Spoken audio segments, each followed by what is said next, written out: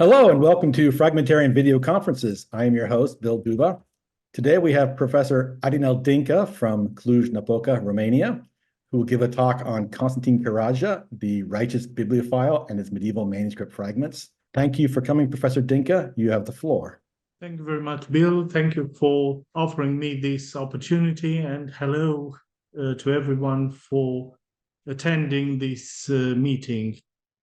Several personal encounters in the last few years made me increasingly concerned and aware in the same time with the fate of medieval library and the archive materials in the post-medieval era. Through a variety of instances from Transylvania and Romania in general, I had the opportunity to observe that the choices taken throughout the 19th and 20th century significantly influenced the present condition and destiny of collections that our research is centered around. Also inspired by excellent initiatives such as the one you can see now, and I'm very glad that I was able to see one of the authors, one of the editors of this volume attending the meeting this evening. So I strive to give the medieval text, regardless of its form of expression, a third historical space, beyond the moment of its birth and primary use, and the current moment of preservation, possibly conservation, mediatization, and research. There lies a long period of ignorance, mutilation, rediscovery, ideological or financial exploitation. Beyond the useful information it provides to the present-day researcher, the recovery of this middle age or in-betweenness in the history of the medieval book seems intriguing to me because it adds a new narrative to the overall conversation about literate behavior during the Middle Ages. Reverting to the original purpose of history, that of telling stories, can prove to be a welcome diversion in an environment where the study of medieval textuality often becomes stifled or suffocated by technical aspects that otherwise, under normal circumstances, are unavoidably necessary.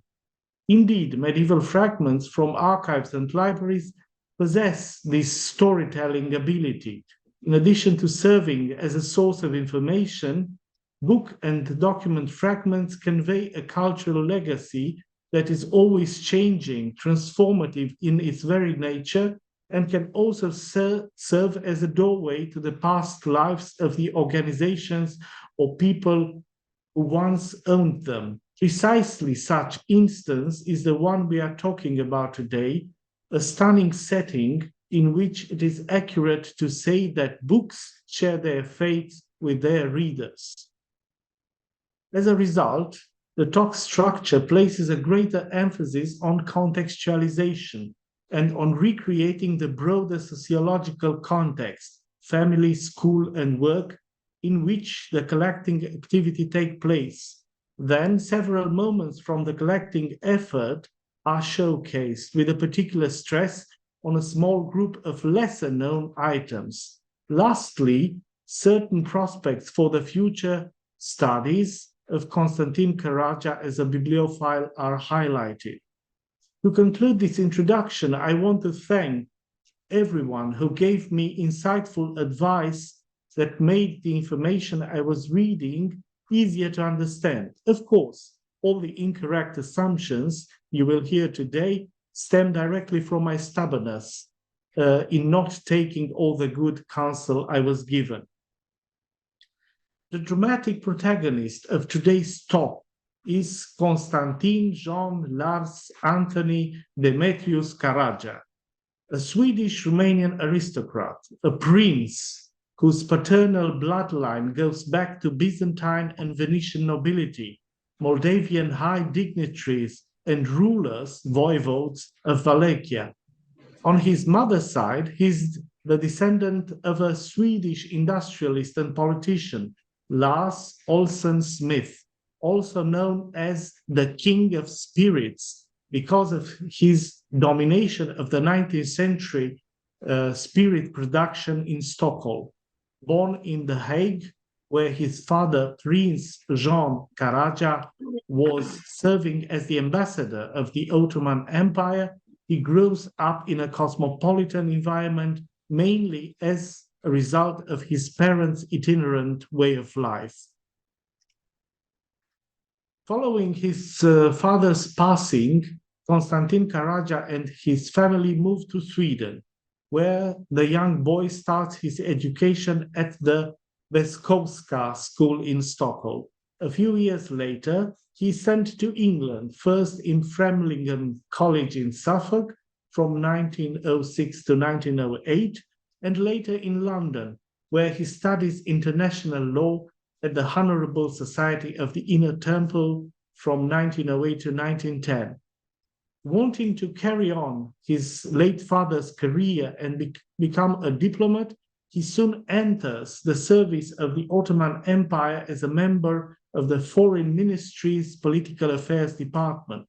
For a few years, Constantine moves to Turkey until 1930, when he returns to Sweden and works for another 2 years for the private Sveriges Central Bank. In 1916, as the First World War raged across Europe, he is invited to meet some cousins in Romania, and he visits the country for the very first time. Here, at Grumăzești, he falls in love with Marcela Elena Karadja, a distant cousin. They get married soon after, and the couple settles in Bucharest and Grumăzești. After the war, in 1920, he is granted the Romanian citizenship and joins the Romanian diplomatic corps, starting an impressive career as diplomat within the foreign service. Consul in Budapest, a very difficult charge, from 1921 to 1922, then Consul General in Stockholm from 28 to 30, and finally in Berlin from 1932 to 1941. He engages briefly in Romanian politics between 1936 to 38 as one of the leaders of an eclectic organization, the so-called the Crusade of Romanianism, a group that advocated a reinterpreted nationalistic ideology through the lenses of anti-capitalism and the so-called humane anti-Semitism, anti-Jewish actions which do not violate the principles of ethics and humanity. In 1933, when Constantin Karadja arrives in Berlin to serve as Romanian Consul General, the political unrest was gaining momentum rapidly.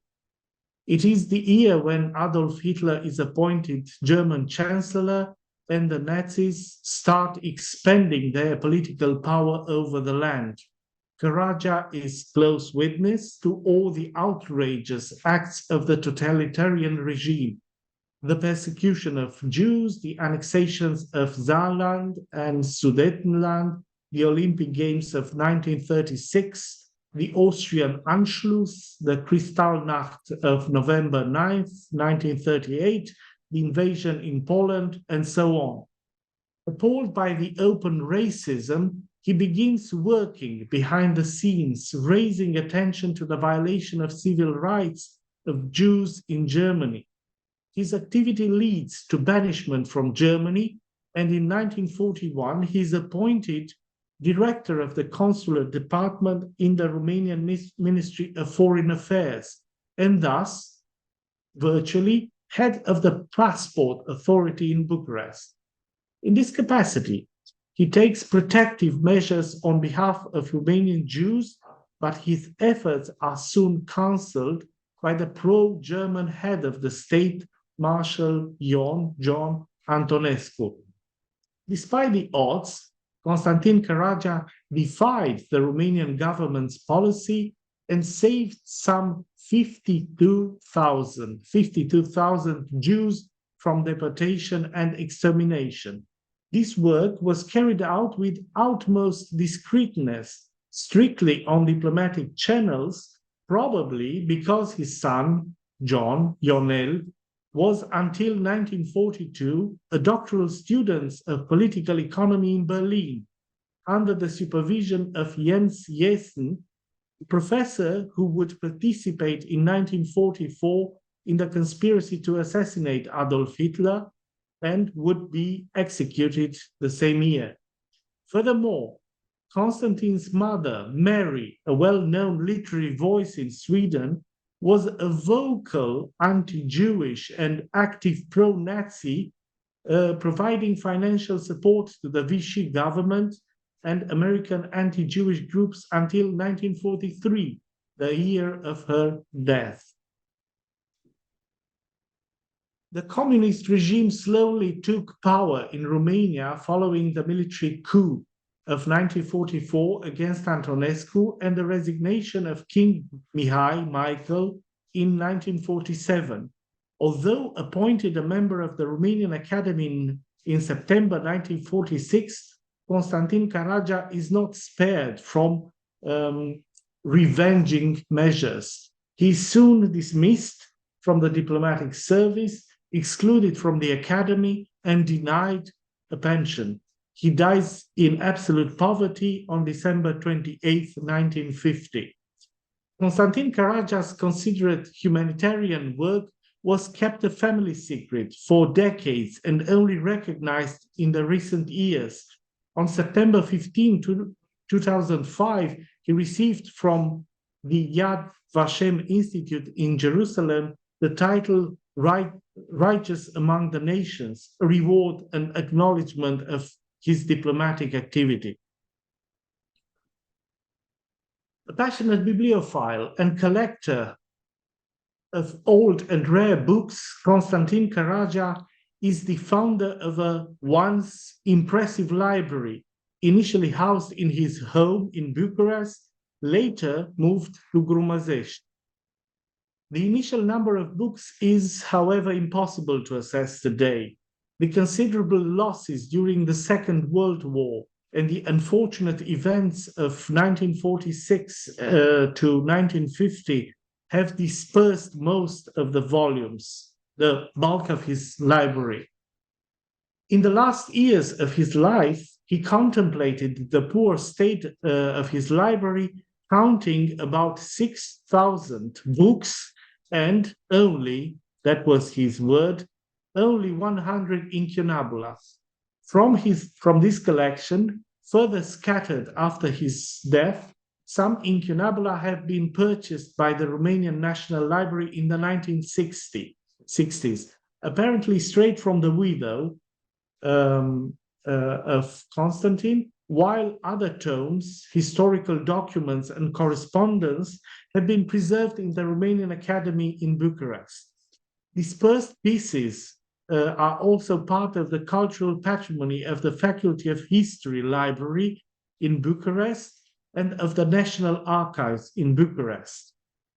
Their precise number, inventory, and state of preservation is completely unknown today. It is not only books that Karadja collects.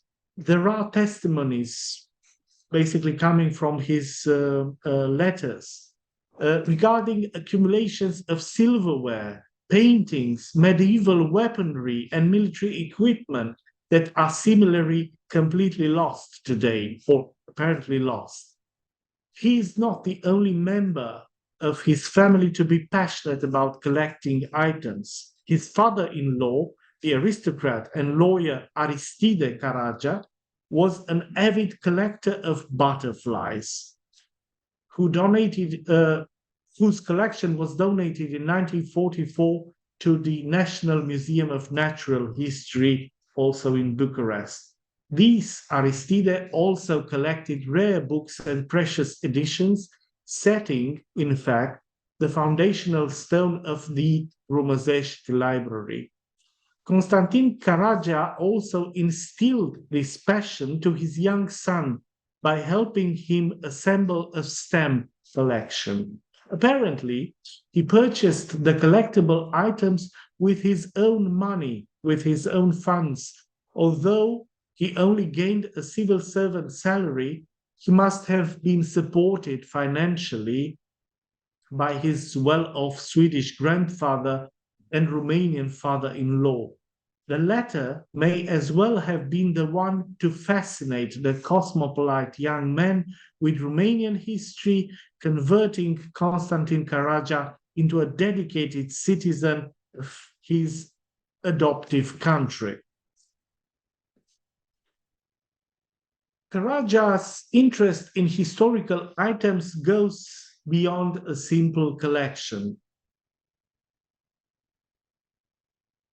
He also publishes the results of his own research activities.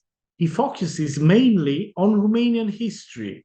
He was a contributor to the Gesamtkatalog der Wiedendrucke, putting together a list of 1,451 incunabula from 37 domestic collections, either institutional or private. In 1937, his Bibliotheca Grumazestiana counted 70 described incunabula titles. He is also interested in the early activity of the printing press in Romanian territories and their analogous European developments. Implicitly, Karadja also assesses the historical libraries from the late medieval and modern Romanian principalities. Historical testimonies concerning the Romanians and their ancestors are selected from his collection, together with impressions gathered from the writings of travelers, heraldry, and genealogy studies. Finally, Karadja is the author of a manual dedicated to the diplomatic corps, the Diplomatic and Consular Handbook, a work that remained unfinished and was only published a few years ago. Karadja's interest in old books and manuscripts remains until now a topic loosely covered by Romanian historians. Methodologically, the few academics who explored the remainder of the vast collections now scattered across the globe have used Karadja's publications as starting point. Little to no attention is given to the medieval manuscript fragments, which can be encountered under two circumstances, in two conditions, either part of bindings or so still in situ, acquired as a single unit, or loose items, self-standing pieces purchased as such from European antiquarians, mainly from German context and most likely from Berlin. Some manuscript fragments seem to have been once part of book bindings, raising the questions whether they were bought as such or he, the collector, Constantin, purposefully detached those items from their host covers. Either way, I consider the medieval manuscript fragments as a separate individual partition of Karadja's collections. Of course, you can see some examples of in situ fragments, manuscript fragments and their hosts. Examples are selected from two institutions, the National Library and the Faculty of History Library, both in Bucharest, as well as a different example from the National Library. But one should note that many of the printed books that were once owned by Karadja still have such manuscript fragments. The limited scholarly attention paid to Karadja as a bibliophile and author of papers on the late medieval literate communication in relation to the Romanian territories discussed various fragments of his collections as reflected, as I already mentioned, first by his own text and second by the materials accessible in the Romanian National Library in Bucharest or in the Academy Library of the same city. Other repositories, such as the National Archive or the Library of the History Faculty, both in Bucharest, were so far neglected. However, both institutions have basically hidden in plain sight various shreds of the once important library. I intend to talk now briefly about the latter, as the faculty library, through a fortunate succession of events, is now the custodian of a small but far from boring collection of medieval fragments, mostly but not exclusively of manuscripts. Until now, I was able to locate 7 manuscript fragments, one serving as a wrapper for a small late 15th century handwritten pocketbook with a canonistic work of Johannes Andrei. In addition to these ultimately 8 manuscripts, 2 more remnants of a large format incunabula. One of them is certainly Schädel's Buch der Chroniken, should be added to the overall image. A few of these handful of fragments, inventoried in a very tentative form, were enthusiastically described in a 1.5-page article published 35 years ago. Almost all manuscripts and printed texts alike bear proof of their previous ownership and their donation by Karadja to the archival school established in Bucharest between the 2 world wars. How this text became part of the Karadja's library is only partially clear. The small format handwritten book already mentioned, the canonistic work, for instance, was purchased in Berlin in 1939. Thus, it can be inferred that most of them had a similar entry point in Romania. It is not, and it cannot be my intention to describe in detail now every piece of this neglected collection. Hopefully, very soon, our knowledge may be supplemented by other fragments and/or by additional information provided by the rich correspondence of the collector himself. So, in the following minutes, I will try to suggest that even a collection of fragments reduced in size, such as that previously owned by Constantin Karadja, may still be able to attract some attention. The 3 fragments subjectively selected now will be discussed in a chronological sequence of their respective dating, as attributed by me, not in the arbitrary assignment of library shelf mark. An additional limitation of the subject matter refers to a selective discussions of those features that I'm rather more familiar with. The first example. So it was indeed fortunate that the parchment strip retained sufficient details that allowed a reliable identification of the text, including a straightforward hint towards the hagiographic protagonist, Saint Emmeram of Regensburg, a 7th century Christian martyr, bishop and martyr, whose vita, whose passio, was composed approximately 1 century later by Arbeo of Freising. You have several details on the screen concerning the identification and of the text and what was indeed transmitted of that. The graphic analysis serves in this context as the main tool for suggesting a cultural and historical identity of the manuscript fragment. Its script is basically Caroline, with several new features heralding the subsequent evolution, while 2 important directions of development of the pre-Gothic aesthetics, the narrowing of the letter bodies, which is basically a lateral compression or the tendency to shape round forms as ovals, and the fusions or bitings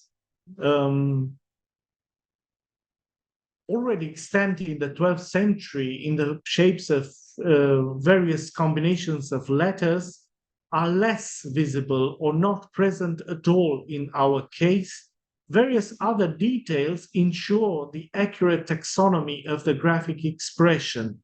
One can name the change in proportion, length of ascenders or descenders are reduced, contribution to the overall compression or compactness of the script image, reducing the spacing between lines and making room for the two-column layout employed also by the manuscript under consideration. Another element is a certain degree of angularity that is to be seen at the top and at the bottom of various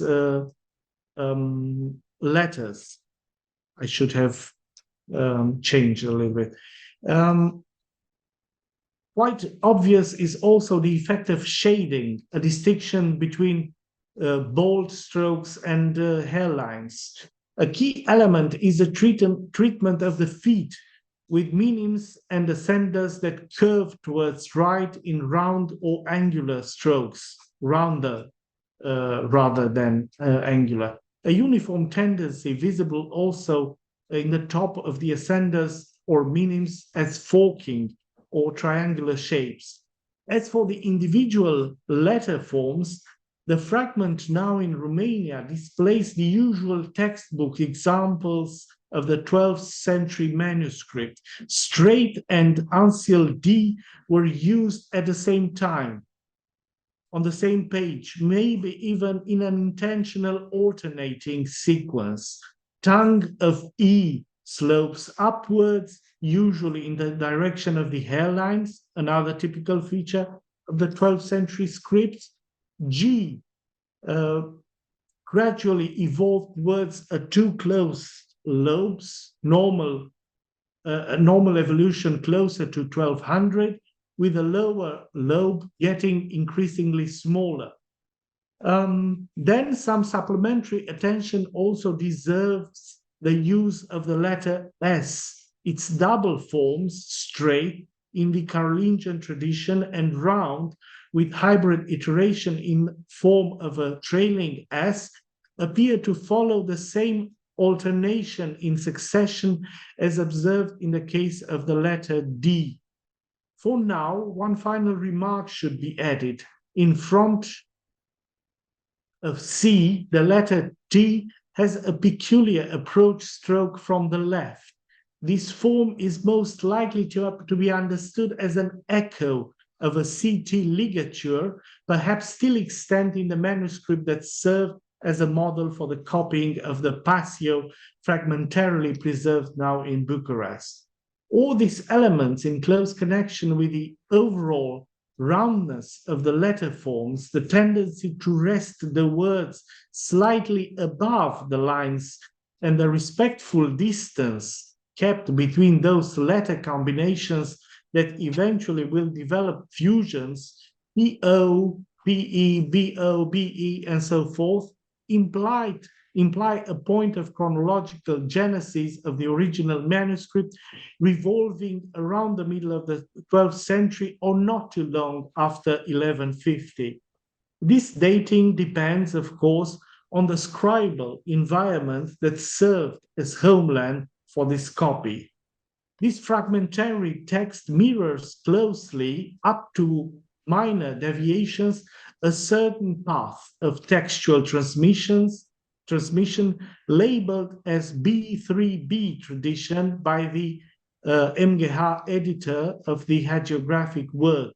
This tradition comprises manuscripts in or from South German collections, which, skipping now a few steps in the demonstration, make plausible a Bavarian monastic house as an origin for the manuscript that included, up to a certain point, the fragment now in Romania. A closer look at the scribal tradition in the designated area and the time may prove successful in confirming the hypothesis.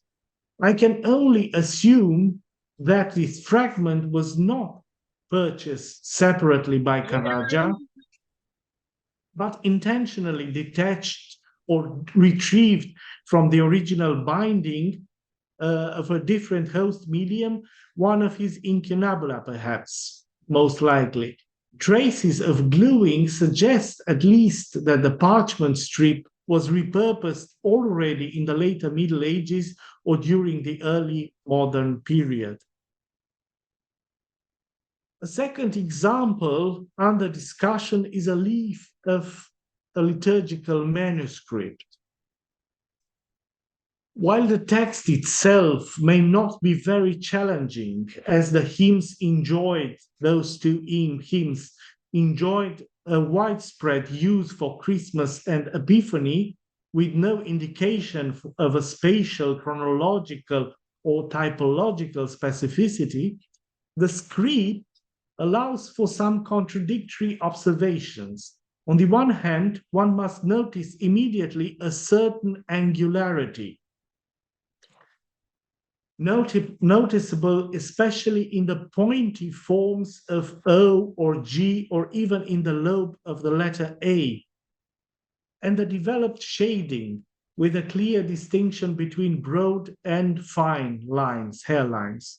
Also, in favor of a later phase of the pre-Gothic metamorphosis, speaks the preference of the round S at the end of the words. The same line of demonstration is supported by the individual form of the letter G, with the inferior lobe noticeable smaller, a feature typical for the later 12th century, and barely descending below the line. On the other hand, elements of the Carolingian traditions are far from abandoned, fully abandoned. The straight D is still the preferred form, with the uncial iteration appearing only in the rubrics, with straight S at words end, and more importantly, with a systematic employment of E caudata. In addition to these traditionalizing aspects, every single occasion for a fusion or a biting involving neighboring letters PP or PO or PE, every single occasion for a fusion is refused. Such a fascinating dialogue between old and new should be balanced by suggesting that the noted manuscript was copied either very late in the 12th century or quite early in the following one.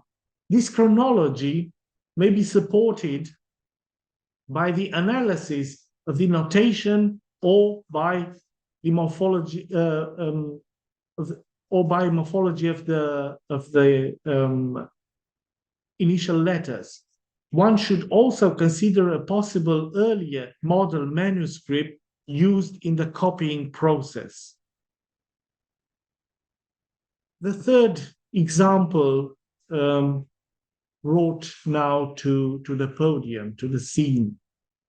This loose parchment fragment was donated by Constantin Karadja in December 1943 to the newly created archival school in Bucharest. It belongs to a Bible painted by the master of the Hasenburg Missal sometime in the first 2 decades, the first quarter of the 15th century. The artist, who is not known by name, is a South Bohemian illuminator and prominent representative of the beautiful style who decorated the aforementioned Hasenburg Missal, a work commissioned by the cathedral chapter of St. Vit in Prague, a work completed around 1409 and now preserved in the Austrian National Library in Vienna. This painter, this illuminator, is one of the outstanding representatives of Gothic illumination in Bohemia, where artistic development reached an artistic peak due to the support of Emperor Charles IV and his son Venceslas. The page illustrates the creation in relation to the first 2 chapters of the book of Genesis, written on 2 columns of 45 lines in black ink, in in a very good quality Gothica textualis. The acanthus leaf motif dominates the marginal ornamentation on three sides of the page. The intricately crafted depiction of the 7 days of creation in 7 circles gives a three-dimensional impression.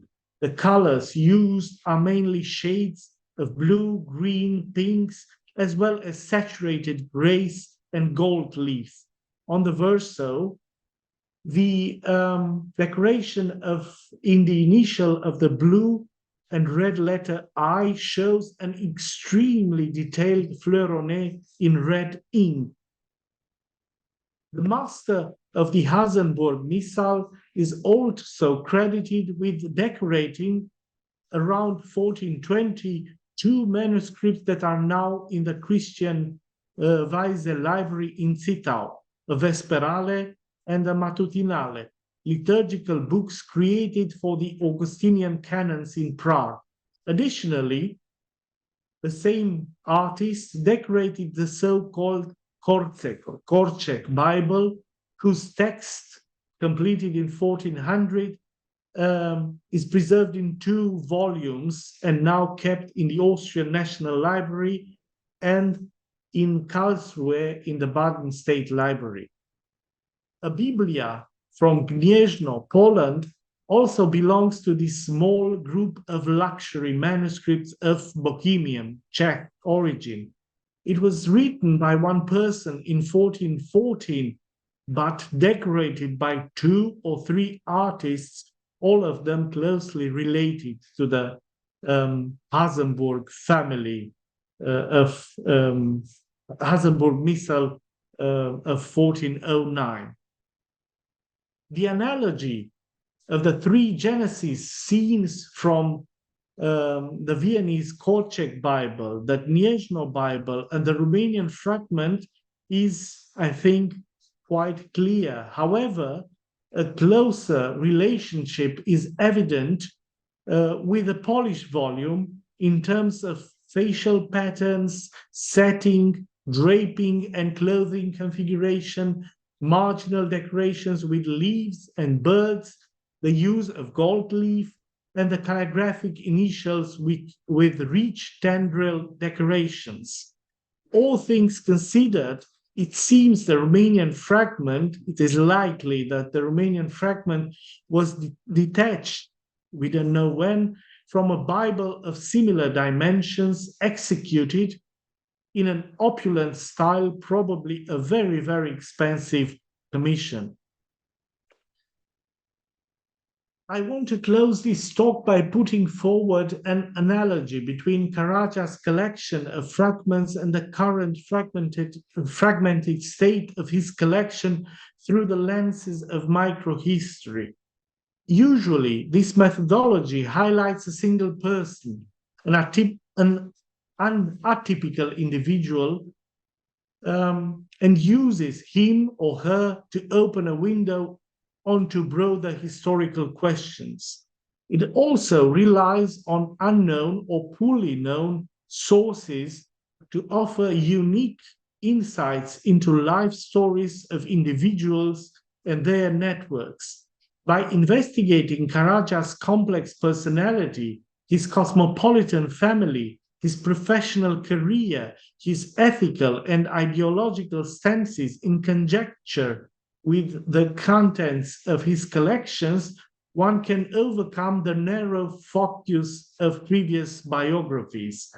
The microhistorical approach would detach the individual from his larger affiliation groups, such as aristocrat, diplomat, or collector, as labeled traditionally by the Whig historiography, and look closely into his agency and motivation behind his choice of items to collect, which seems to have been his desire to be a dedicated Romanian citizen and to actively contribute to Romanian cultural advancement.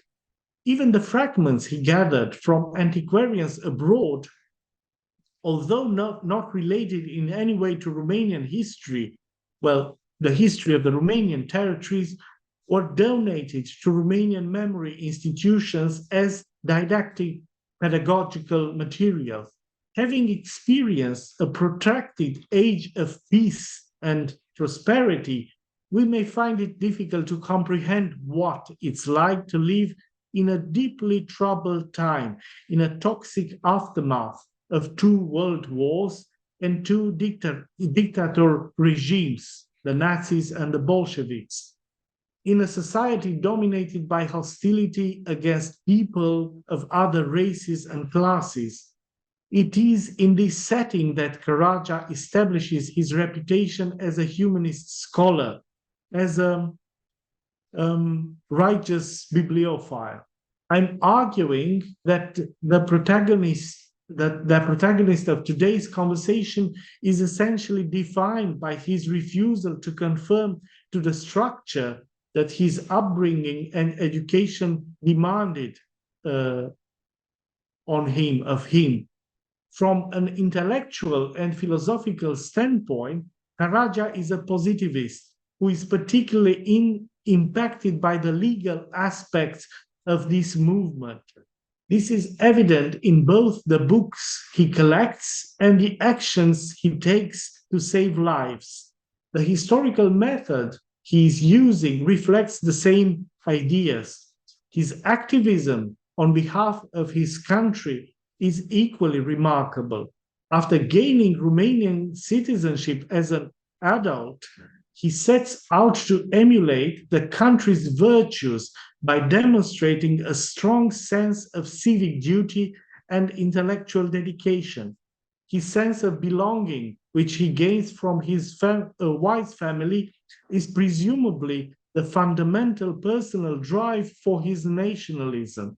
The young Karadja must have been greatly shaped by his father-in-law, who serves as a substitute father figure and gives him purpose and balance by inciting his interest in old books and historical records.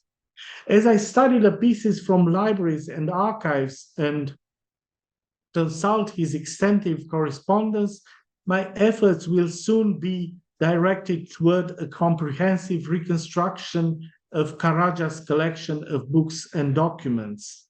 What was the price of the materials and where did he purchase them? What became of these items when he passed away? These are just a few questions that reflect the challenging yet extremely fascinating research directions. I want to conclude my talk by letting Karadja himself present his thoughts on his book collection when he paraphrased the words of Cardinal Bessarion from 1468. I tried to collect as much as I could, not as many books as possible, but the best ones. Thank you very much. Thank you, Professor Dincă, for this fascinating talk. The floor is now open for questions. I had some questions on the fragments to start with. Is it M32 that has this discoloration on it? And is that the tincture Gilberti or something? Was this, I mean, is that sign that somebody's actually consulted this or tried to work with the thing chemically to get it looking better? Or what's your thoughts on that? There is some sort of an envelope where the fragment is kept right now in, well, basically completely neglected in the library of the faculty in Bucharest. And there are a couple of photos next to the fragment, most likely taken in 1940s, something like that. And you can see that at that moment, almost nothing of the text was visible. So I think at some point there was some sort of a chemical intervention that allowed the original writing to be more visible than it is today. So there was some sort of a unfortunate action connected, but I think it must be a historical intervention of some sort, some applying a supplementary layer of ink or something like that, or paint or something, and it's a little bit of a puzzle what was there originally. But we are lucky enough to see a little bit better the text as it is now. All right. I might jump in if that's okay, with a question. Thank you so much. That was an amazing, such an interesting talk. I really enjoyed hearing about Karadja and that getting his life story along with the collection. It's really, yeah, a wonderful story. My question is about the liturgical fragments and how many of the fragments are liturgical, and have you worked with anyone, or are you interested in working with anyone to provide inventories of those liturgical fragments in one of the databases in the Cantus database? But there are also some, there's a Hungarian chant database and a number of others as well. So I wondered if what plans you had for those.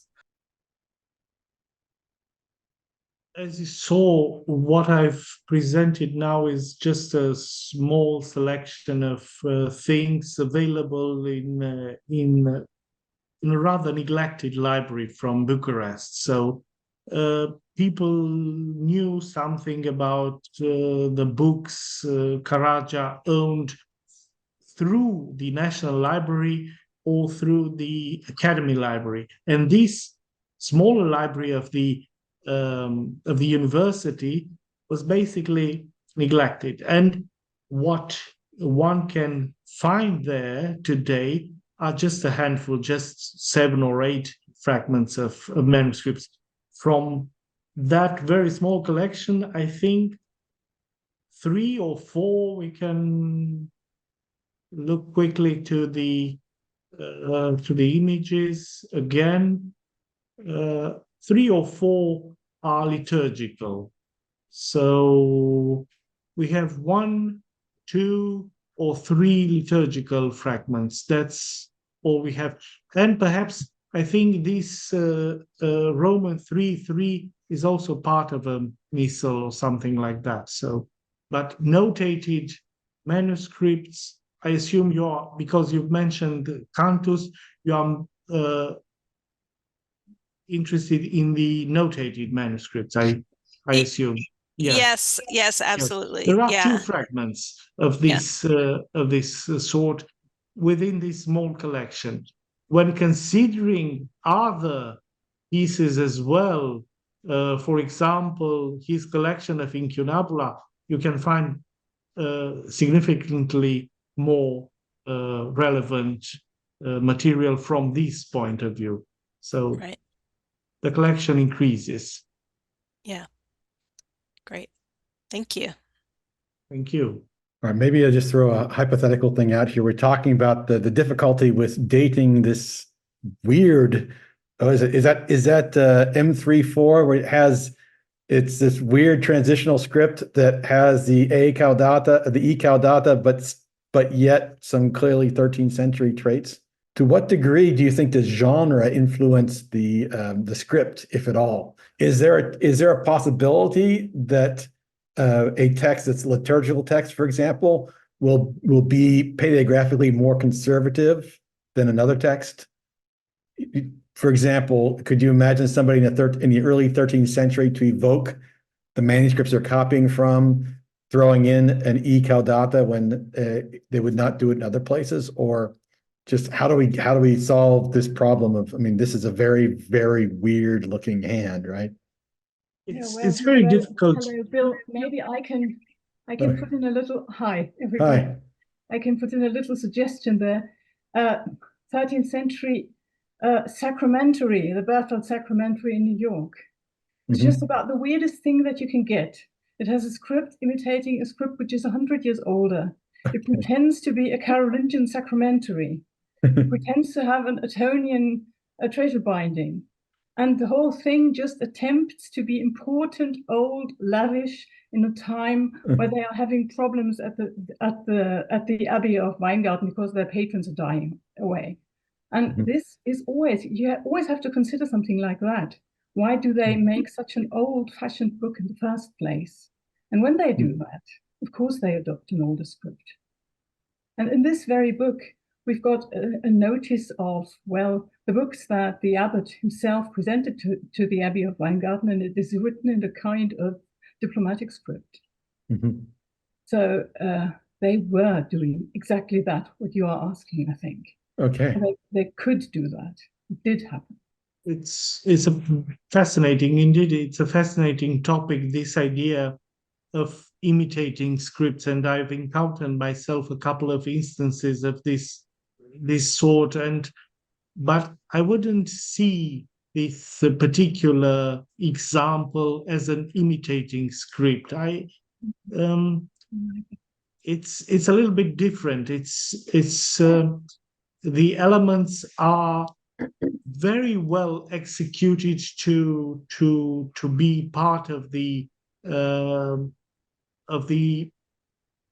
some sort of a process of imitation, which is under normal circumstances a little bit more hesitant, a little bit more unclear, with various slips around, and